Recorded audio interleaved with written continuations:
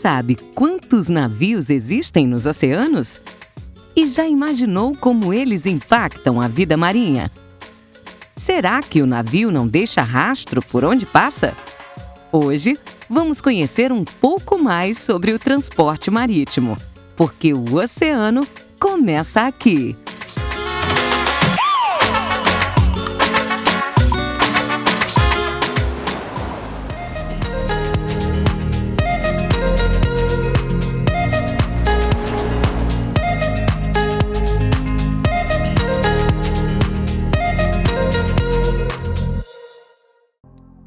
O uso dos mares como meio de transporte começou nas primeiras civilizações.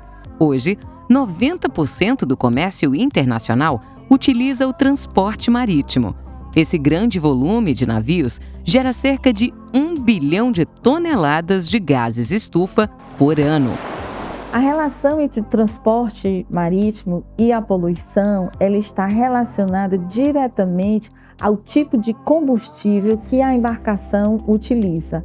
Hoje, praticamente no mundo inteiro, se usa o combustível fóssil, mas estamos numa fase de transição energética no qual a ideia é que sejam utilizados outras formas de energia para a movimentação dessas embarcações. Grandes desafios envolvem o transporte marítimo atual. A emissão de gases de efeito estufa, o despejo irregular de resíduos e esgoto dos navios em alto mar, o risco de vazamentos de óleos e substâncias tóxicas, o uso de combustível altamente poluente, a disseminação intercontinental de doenças infecciosas, a poluição sonora subaquática que desnorteia os animais ou o descarte incorreto de navios obsoletos. Ufa! Esses são apenas alguns dos problemas a serem enfrentados. O impacto do transporte de cargas por embarcações no oceano, ele impacta principalmente na questão da poluição, a poluição do ar, no que ele produz através das emissões do CO2, porque a maioria das embarcações ainda usam os combustíveis fósseis e não usam energias renováveis para a sua locomoção. Riscos associados ao transporte marítimo e à saúde dos oceanos está ligado diretamente ou principalmente ao tipo do combustível que ele usa para trafegar. Então temos aí emissões de CO2, que seria um risco. O segundo risco seria a possibilidade de derrames de petróleo, tanto pelas embarcações que transportam esse tipo de combustível, né? Derrames acidentais de petróleo, como também um outro risco seria das águas de lastro das embarcações, que muitas vezes elas são lançadas ao mar e elas produzem ou trazem em suas águas, né, animais, espécies exóticas àquele ambiente ou patógenos que não são daquele ambiente. Então, isso são alguns dos riscos associados ao transporte marítimo. Olha, os impactos de embarcações que são afundadas, né, para uso como arrecifes, hoje em dia não é mais recomendado.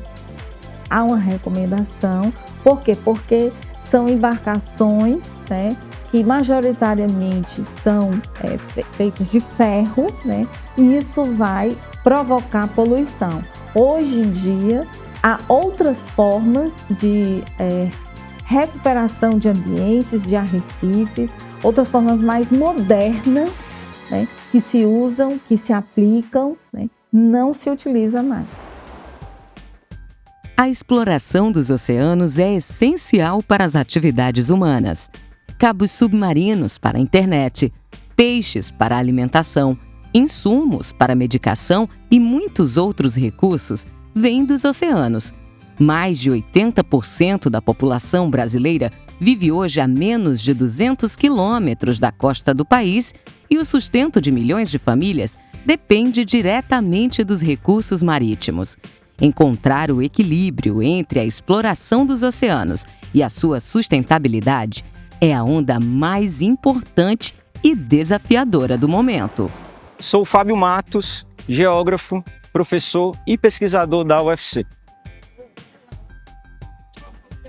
A Amazônia Azul corresponde ao território marítimo do Brasil correlacionado à zona econômica exclusiva no nosso país. A importância da zona econômica exclusiva, ela se dá por ser um espaço com potencialidades econômicas vinculadas aos recursos energéticos, petróleo, energia eólica, offshore, bem como também a pesca.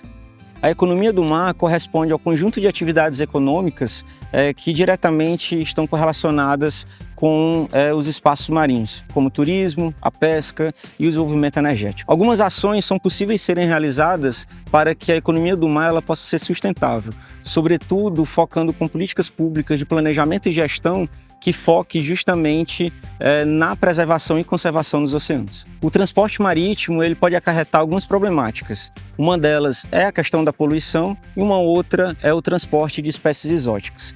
Uma possibilidade de mitigar essas possíveis problemáticas do transporte marítimo se encontra no monitoramento e fiscalização de ambas as zonas portuárias daqui do estado de Ceará, tanto a do Pecém quanto a de Fortaleza. Uma possibilidade da economia do mar de conviver com a dinâmica dos ambientes marinhos respeitar justamente a dinâmica populacional das espécies que se encontram ao longo da nossa costa, sobretudo com relação ao tempo de reprodução dessas espécies. Um dos maiores impactos ambientais advindos de transporte marítimo do nosso estado corresponde justamente em 2019, quando ocorreu um derrame de petróleo advindo de um navio petrolífero. O Brasil possui uma das zonas econômicas exclusivas mais amplas do mundo para explorar e preservar. Precisamos encontrar o equilíbrio entre a exploração e a preservação dos espaços marítimos, e a legislação tem papel essencial nessa missão. É importante a gente destacar que o transporte marítimo ele é gerido pela IMO, que ela está ligada às Nações Unidas, né, que é a Organização Mundial Internacional de Transporte Marítimo, e tem várias regulações no âmbito da IMO. Eu acredito que nós já temos normas para se evitar. Eu acredito que é a questão muito mais de ações por parte dos governos dos países, né, com relação à efetivação dessas normas. O Brasil é signatário de várias convenções, como a Marpol, outras convenções que tratam sobre essa questão de evitar essa poluição. Então, eu acho que a efetivação realmente por parte dos países com relação a essas convenções que já existem. Outra legislação que a gente pode destacar, que envolve essa questão de evitar a poluição marinha, a gente pode destacar a Convenção sobre a Água de Lastro. A água de lastro é exatamente aquela água que os navios utilizam para equilibrar, principalmente quando eles não estão com cargas. E aí ele tem, né, normalmente ele deslastraria quando chegasse no porto, que é o destino, mas de acordo com as regras da convenção, ele deve deslastrar a 200 milhas e que tenha 200 metros no mínimo de profundidade.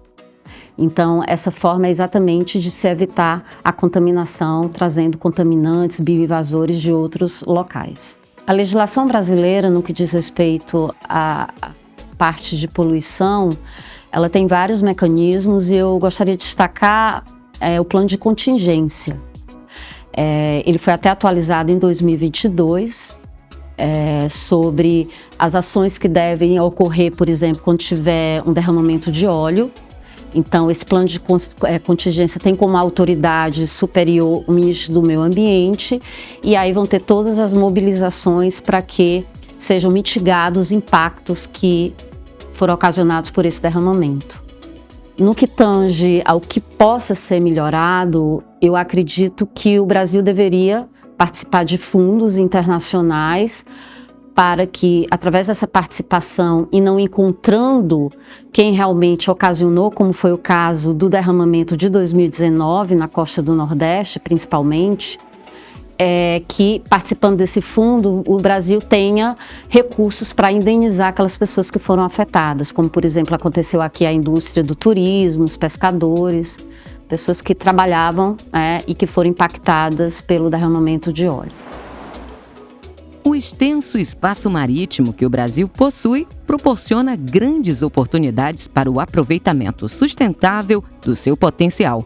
E o Ceará está em um dos pontos mais estratégicos para o transporte marítimo com a Europa e outros continentes. Eu sou Francisco Willamy, sou gestor ambiental aqui do Porto do Pecém. A importância do transporte marítimo para a economia, porque ela possibilita que grandes volumes de carga sejam transferidas a grandes extensões, O navio ele tem essa capacidade, então isso torna mais barato o transporte marítimo. O nosso porto aqui ele tem uma grande qualidade que a gente não precisou fazer dragagem, porque na dragagem é talvez o maior impacto que um porto pode trazer para a região, porque o sedimento ali local ele é altamente rico em biodiversidade. Na verdade, toda a base da cadeia alimentar se dá com o sedimento, porque é ali que vivem os fitoplânctons, os zooplânctons, que são animais que nós nem conseguimos ver a olho nu, mas que eles são a base de pequenos peixes que vão até o topo da cadeia alimentar. Então, quando você faz a dragagem, você acaba retirando esse material, que na verdade são organismos vivos, e você impacta negativamente. Nós aqui temos um calado natural, o que não nos possibilitou em nenhum momento a necessidade de fazer a dragagem, que é a retirada desse sedimento do fundo do mar. Então, por isso que hoje a gente tem essa grande vantagem. Associado a isso, a gente tem o controle da questão de ruído, de efluentes, de resíduos sólidos. Nós mantemos esse controle para evitar, embora as embarcações já saibam disso, mas a gente controla e repassa isso para os órgãos fiscalizadores, como é que está a questão da gestão desses efluentes, desse resíduo, por cada uma das embarcações que aqui atracam. Com o intuito de diminuir esses impactos que uma atividade portuária naturalmente ela exerce, nós realizamos um cronograma de ações de monitoramento.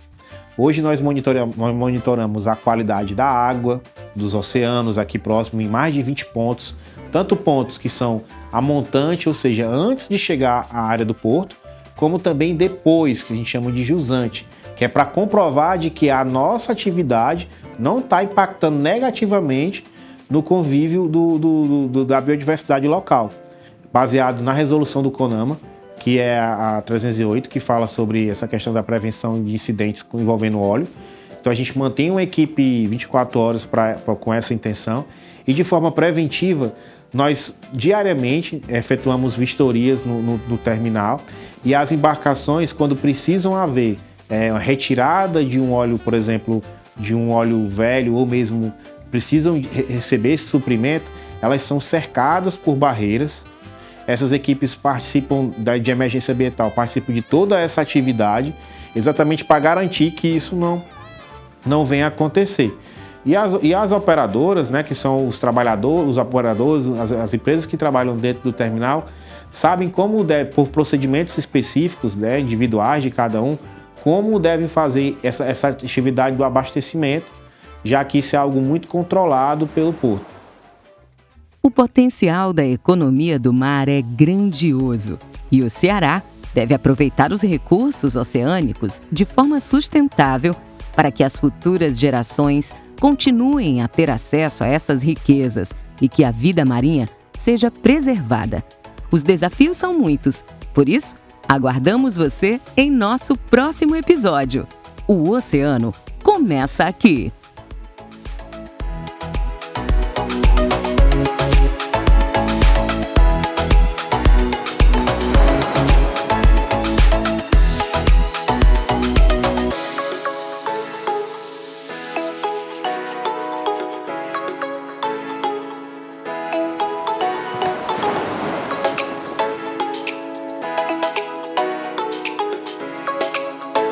Realização Diário do Nordeste. Patrocínio Alesse. Cuidar do cearense mais que nossa missão é nossa lei. Apoio Governo do Estado. Cuidar das pessoas, avançar o Ceará.